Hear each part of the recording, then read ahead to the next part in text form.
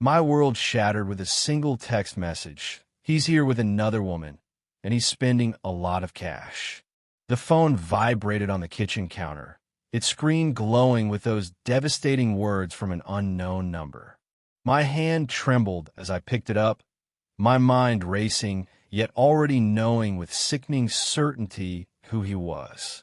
David, the man I'd shared a home with for 8 years, the father of my beautiful 4-year-old daughter, Lily.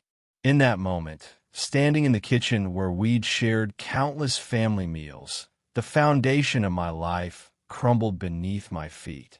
David and I had met in our mid-20s, back when spontaneous motorcycle trips and last-minute plans felt exciting rather than irresponsible.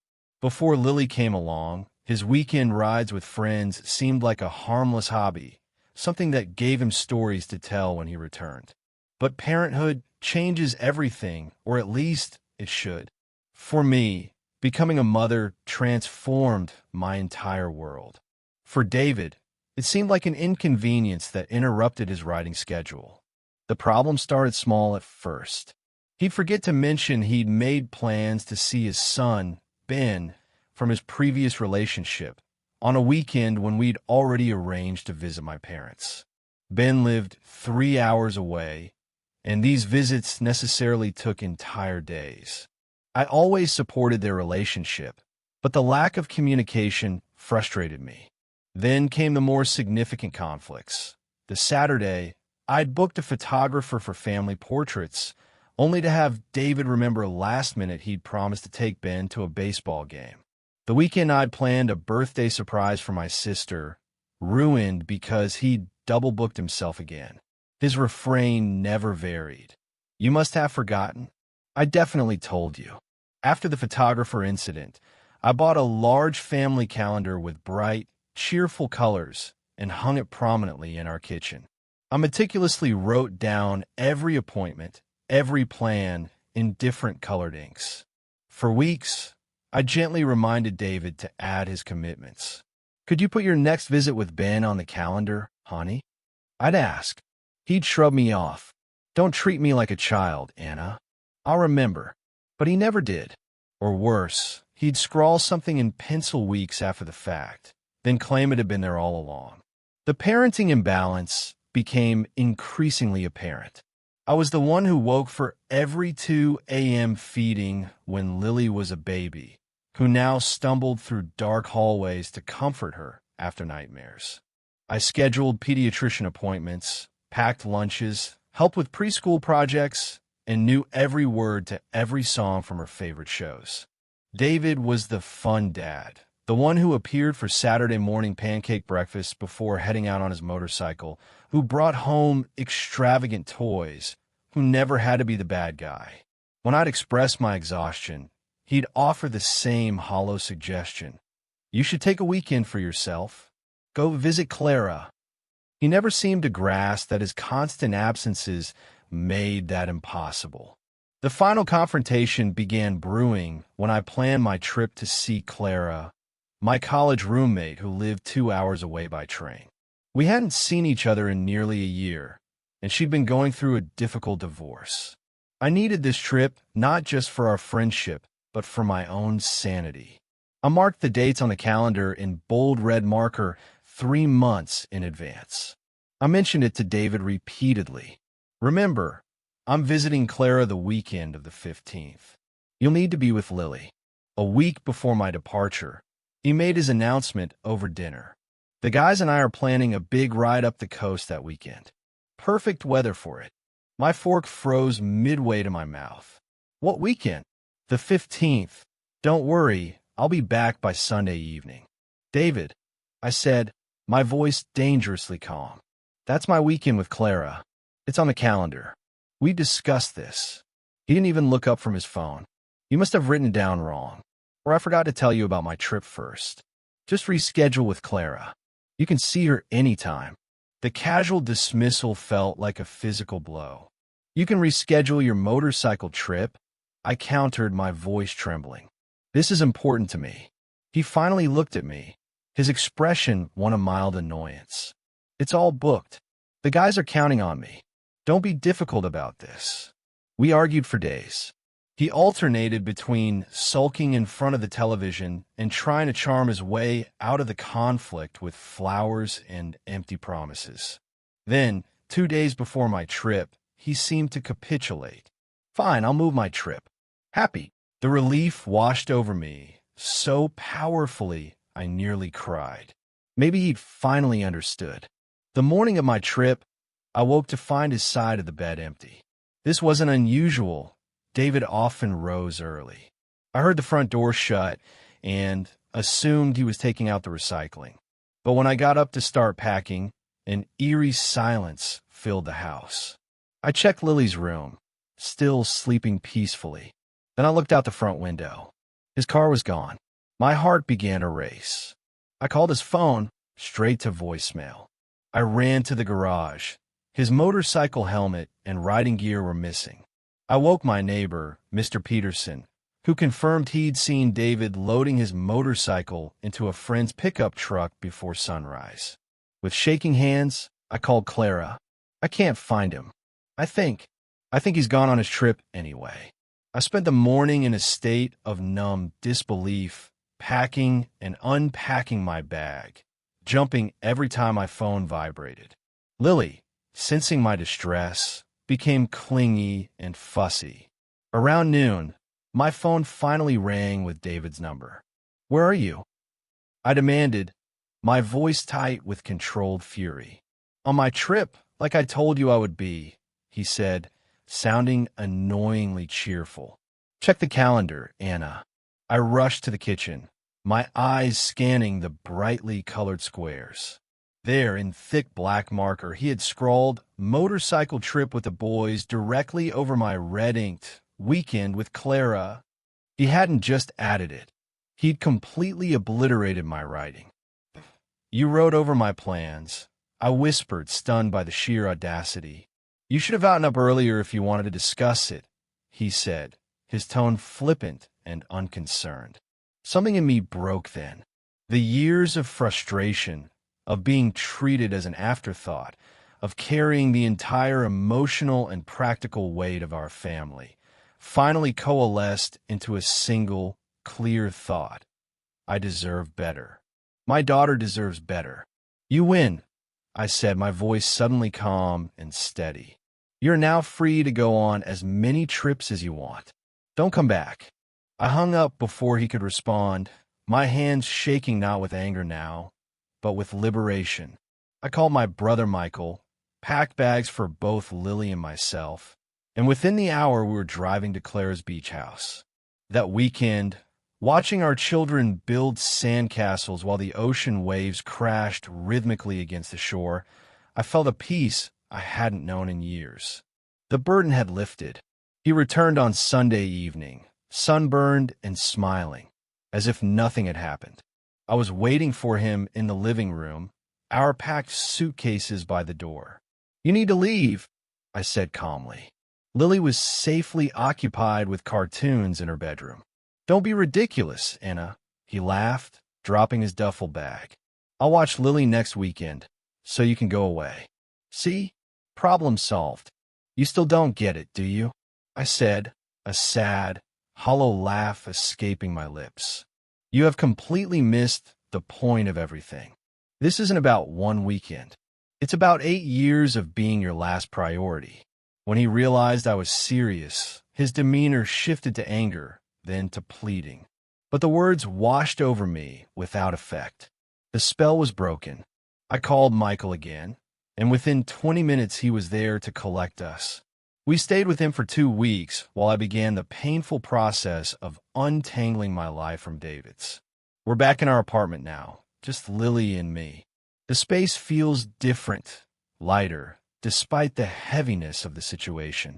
David is staying with a friend who has a spare room.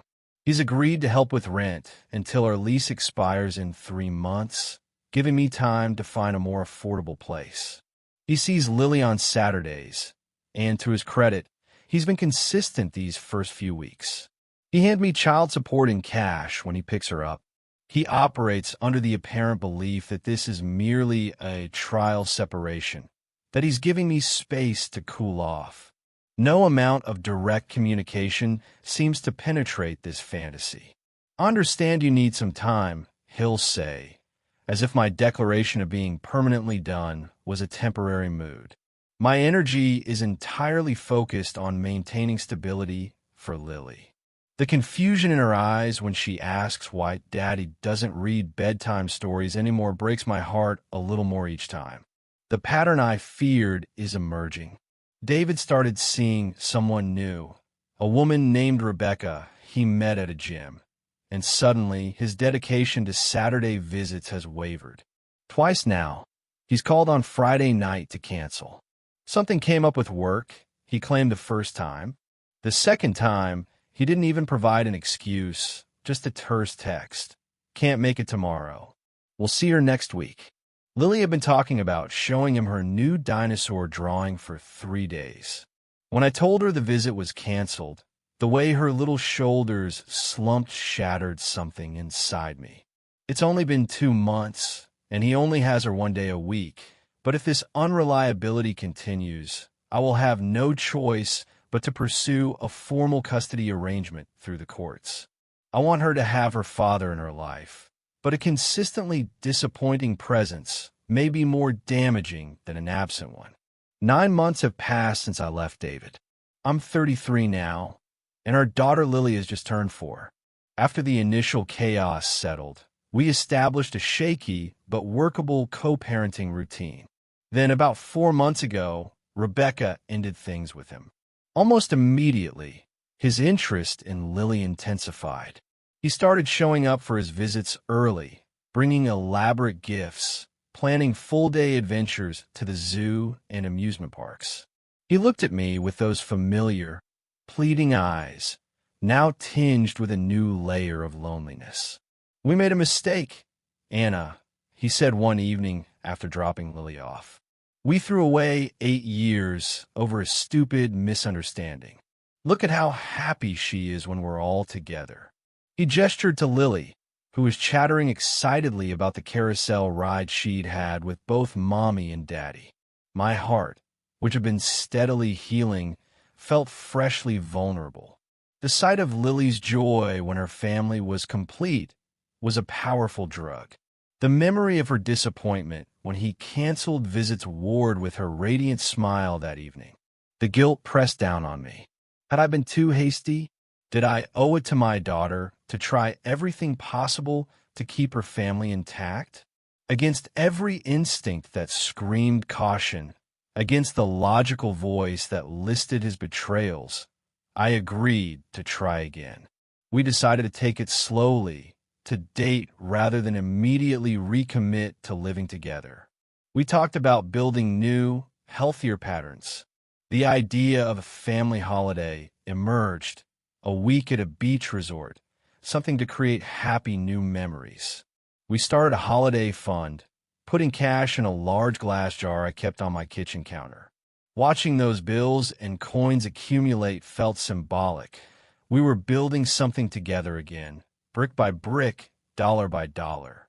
We managed to save nearly 400 pounds.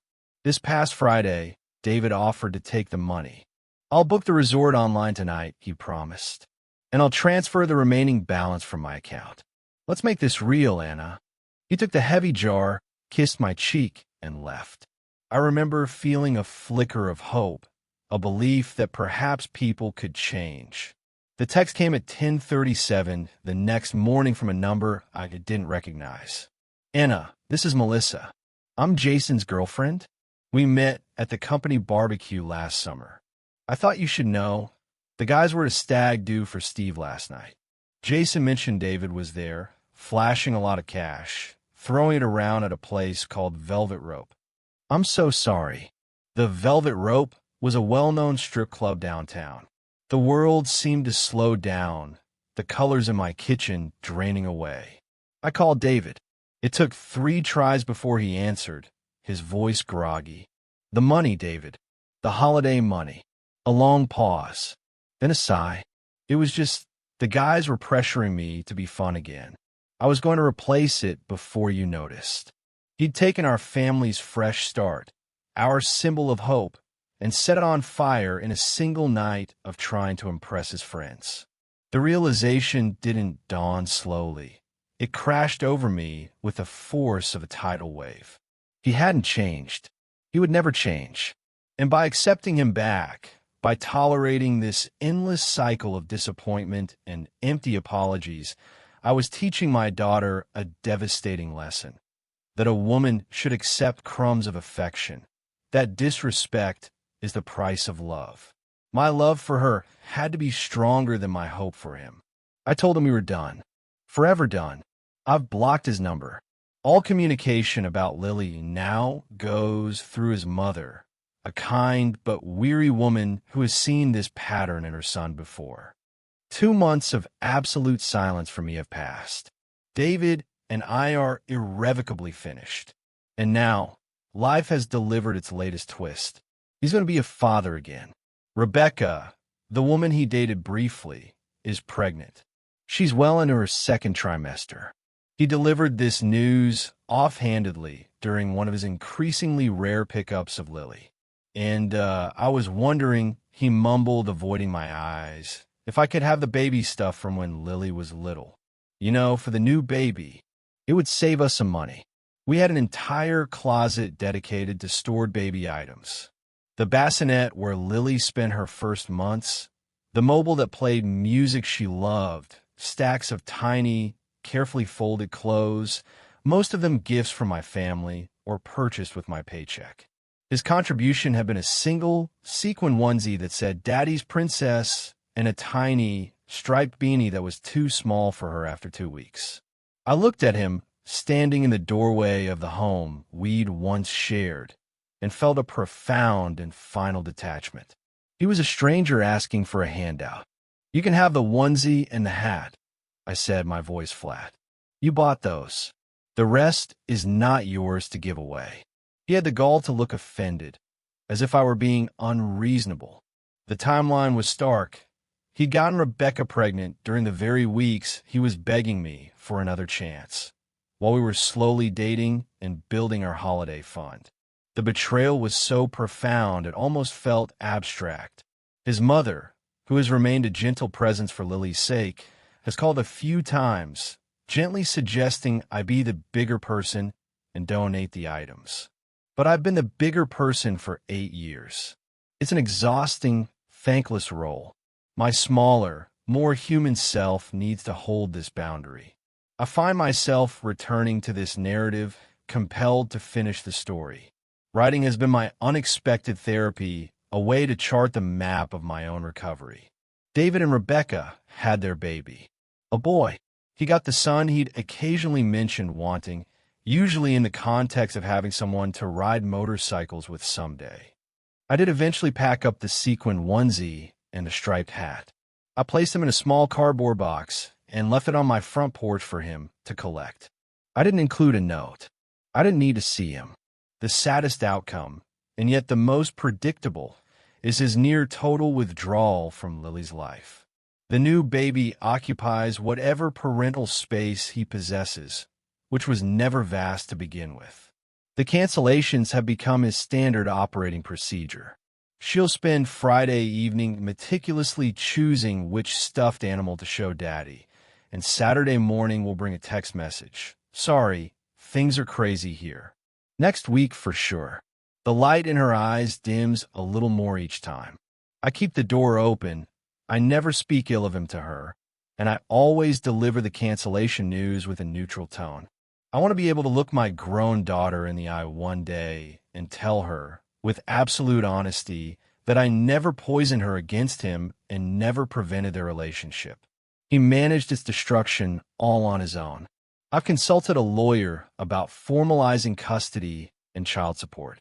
The lawyer was pragmatic. We can file, but we can't force him to show up for visitation. The court can order financial support, but it can't order a father to care. His words confirmed my deepest fear. No legal document could manufacture the love and responsibility David lacked. But this story, our story, is not one of unrelenting sadness. It is a story of emergence. My daughter, Lily, is a vibrant, funny, and resilient child. The confusion and sadness she feels about her father are real, but they do not define her. She is thriving in preschool, has a wonderful circle of little friends, and her laughter still fills our home. My brother Michael and his wife have become her steadfast champions. Their stable, loving marriage providing the model of partnership I want her to know. I see the way she observes their easy cooperation, their mutual respect, and I know she is learning what to expect from the world. Professionally, I have flourished in the peace that has settled over my life. The mental energy I once spent on managing David's moods, anticipating his disappointments, and calming my own anxiety has been redirected. I received a significant promotion to a management position, accompanied by a raise that has granted us a security I never knew while with him. The constant low-grade fear about money has vanished. I'm not looking for a relationship now. My world is Lily, my work, my family, and the quiet, profound joy of a life lived on my own terms. The storm has passed. The landscape it left behind is different than I once imagined, but is bathed in sunlight. Lily and I are building a new life together, a peaceful and authentic one, and its foundation, I now know, is unshakable because we built it ourselves.